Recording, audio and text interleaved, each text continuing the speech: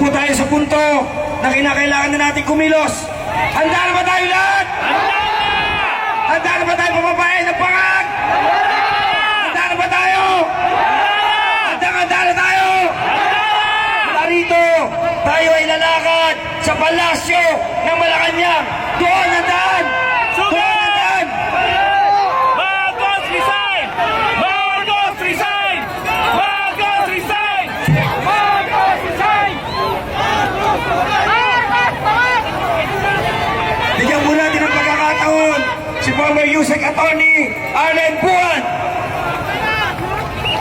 Magandang hapon po sa kanyang lahat. Mamamayang Pilipino na may malasakit sa bayan, aking inaalay ang awiting ito.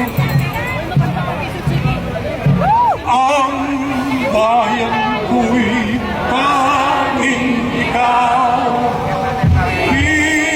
Pilipinas kong mahal sa puso ko at buhay man sa iyo'y ibibigay.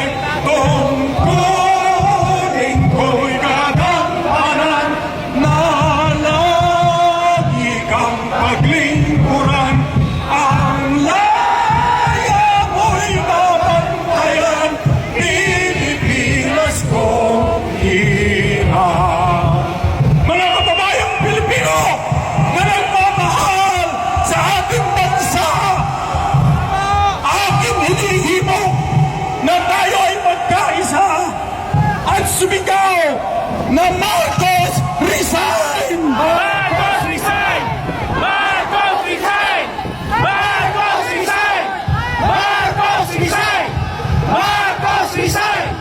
Marcos resign! Marcos resign! Marcos! Ikaw ang dahilan sa sakit ng bayan ngayon. Kumbaga, ikaw ay isang kanser. Kaya, dapat bilang isang kanser ng bayan, salot sa bayan, dapat ikaw ay mawala na at dapat kang mag-resign na. Marcos resign! Marcos resign!